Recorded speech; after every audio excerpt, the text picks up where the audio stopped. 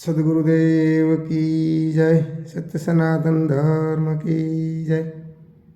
પ્રથમ તો આપણી ચેનલને રોજે રોજ જે નિહાળો છો, જે જોવો છો, તે દરેક સંતોને મારા વંદન છે।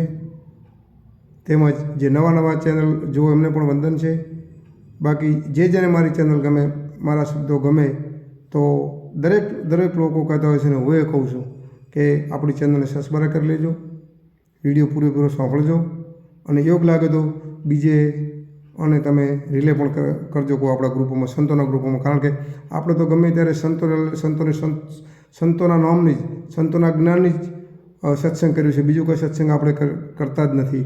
ભજન ને સત્સંગ આપણી ચેનલમાં આવે છે। આપણી ચેનલ સબસ્ક્રાઈબ ચેનલ થઈ ચૂકી છે, આપણે એકાદ બે, કારણ કે સ્વાર્થ જગતમાં એવો છે એટલે સબસ્ક્રાઈબ કરવાનું બધાએ કહે છે। સ્વાર્થ એટલે અમારી ચેનલ ચાલે, હું કંઈ ગમે તે ચેનલ ચલાવતો યુટ્યુબની, તો સાચા માણસ છીએ, અમારી ચેનલ ચાલે, સબસ્ક્રાઈબ થાય, લોકો વધારે જુએ તો જ અમારે અમને કંઈક ભજનમાં જાય એવો ખર્ચા પાણી ના મળે। દોસ્તો, આ સત્ય હકીકત છે, આ વાત છે। એટલે ચેનલ સબસ્ક્રાઈબ કરજો, આપણા વિડીયો ગમે તો શેર કરજો અને હળીમળીને પ્રભુનું ભજન કરજો।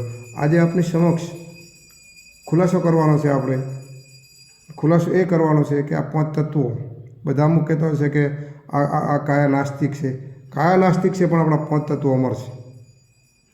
આપણા જે 5 તત્વો છે એ 5 તત્વો અમર છે। કાયા કઈ રીતે બંધાણી એનો ટૂંકમાં ખુલાસો કરી દઉં તો આપણા માતાના પિતાએ આ કાયા બંધાયેલી છે। માતાના રજથી અને પિતાના બુંદથી આ પંચભૂતનો દેહ આપણો બંધાયેલો છે અને એ દેહ માતાના ગર્ભાશયમાં આપણા 5 તત્વો પરિપૂર્ણ થયા પછી દેહ 9 માસે બહાર આવે છે।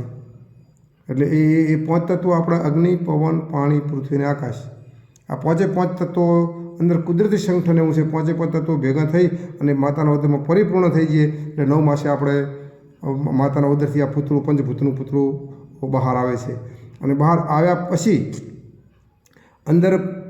અંદર પ્રેમ કૃપાળુ પરમાત્માનો પ્રવેશ થાય। જે પ્રવેશ થતો હોય, હું તો કોઈ પવન એક મેં ખુલાસા કરેલા પહેલાં પવનના, એ પવનરૂપી પરમાત્મા આવે છે અને આવીને હૃદયમાં બિરાજમાન થઈ જાય છે એટલે હૃદયની ધમણ ચાલુ થઈ જાય। એની પછી તો ઘણું બધું દેહમાં પવનનો તો ઘણું બધું મહિમા આપ્યો છે, એના 10 અવતાર કીધા છે, 10 વાયુ પણ કીધા છે।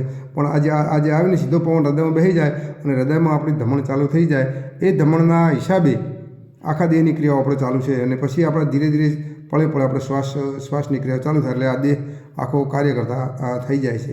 એટલે ટૂંકમાં કહેવાનું અર્થ કે આ 5 તત્વો આપણા અગ્નિ, પવન, પાણી, પૃથ્વી અને આકાશ, આ 5 તત્વો, આ 5 તત્વોનો આ દેહ બંધાયેલો છે। આ દેહ પડી જાય છે, આ દેહ પડી જાય છે, પણ એના તત્વો જે છે, તત્વો અમર છે।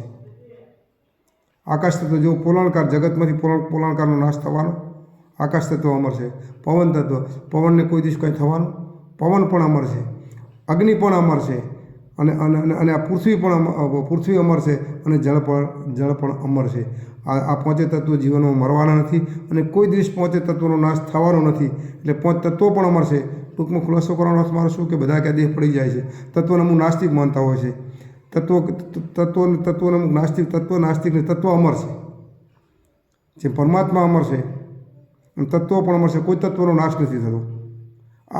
અનાદિનું આ 5 તત્વો છે સાહેબ। પૃથ્વીનો નાશ થયો હજી સુધી નથી થયો, પણ આ 5 તત્વો જ્યારે આપણે બાળીએ છીએ ત્યારે એક તત્વ એકમાં ભળી જાય। તત્વો તો બધે ફરતા જ છે। આકાશ તત્વ આકાશમાં ભળી જાય, પવન તત્વ પવનમાં ભળી જાય, જળ તત્વ જળમાં ભળી જાય, અગ્નિ તત્વ અગ્નિમાં ભળી જાય। એમ 5 તત્વમાં ભળી જાય, પણ 5 તત્વો અમર છે। એટલે કહેવાનો અર્થ કે આ દેહને અમુક જે કાયા કંચનરૂપી કાયા પણ બતાવી છે। આ 5 તત્વો મિલન થઈને કંચનરૂપી કાયા પણ બતાવી છે। આ કાયા દ્વારા જ બધું થઈ શકે છે। એટલે આ કાયાની અંદર કાયા તત્વથી બનેલું છે। તત્વો અમર છે તો કાયા ખાલી એને રૂપરંગ બદલી નાખે છે, પણ આપણા તત્વો છે એ અમર છે। તત્વો મરતો નથી, તત્વો અમર છે। એટલે ટૂંકમાં ખુલાસો કર્યો, કોઈને કદાચ બધાને ખ્યાલ છે, બધા જ્ઞાની પુરુષો, હું જ્ઞાની છું, તમને સમજાવું એવું નથી કે હું તમને સમજાવી રહ્યો છું, પણ થોડો ખુલાસો કર્યો, કોઈ લોકોને એવી જાણ પણ ન હોય કે તત્વો અમર નથી, પણ 5 તત્વો પણ અમર છે। તત્વમાં ભળી જાય છે, દેહ પડી જાય છે, પછી જે પવનરૂપી પરમાત્મા છે એ બીજે જતો રહે છે। બીજે એટલે પવનમાં ભળી જાય છે, તત્વમાં ભળી જાય છે અને આત્મા કે પરમાત્મા નિરંજન નિરાકારની વાત હું નથી કરી શકતો, કારણ કે આપણું મગજ એમાં કામ કરતું નથી। પછી એને વિશે કોઈ નિરંજન નિરાકાર વસ્તુ જેનો કોઈ આકાર નથી, જેનો રૂપ નથી, રંગ નથી, એ નજરમાં નથી આવતું, પણ અનુભવમાં આવે। આગળ આપણે શ્વાસ વિશે ખુલાસો કર્યો છે। આગલી આપણે એક ચેનલમાં શ્વાસ વિશે ખુલાસો કર્યો છે. એટલે આ તત્વ અમર છે, તત્વ મરતું નથી. પાંચે પાંચ તત્વો આ જ્યાં સુધી આ જો રહેવાના જ છે, મરવાના નથી, અમર છે. ટૂંકમાં અમર એટલે જેનું મૃત્યુ નથી એ અમર છે તત્વો. કંઈ ભૂલ તો ક્ષમા કરજો, માફ કરજો, મારી સમજણ પ્રમાણે બોલું છું. અને ચેનલમાં નવા હોય તો ચેનલ સબસ્ક્રાઈબ કરજો, ચેનલ જોજો. તમને વિડીયો ગમે, સત્સંગ મારા કોઈ પણ સત્સંગ ગમે, ઘણા બધા ખુલાસા કર્યા, 42 તત્વોના, 10 દરવાજાના, 10 વાયુના, ઘણા બધા ખુલાસા આપ સર્વેની કૃપાથી, આપ સર્વે સંતોના શબ્દો છે, આપ સર્વેના ચરણોમાં રહી યાદગીરી કરીને મેં જે રિલે કર્યા છે તે બદલ તમે જુઓ છો તે બદલ તમારો આભાર માનું છું. કંઈ ભૂલો તમને ક્ષમા કરજો. સદગુરુદેવ કી જય.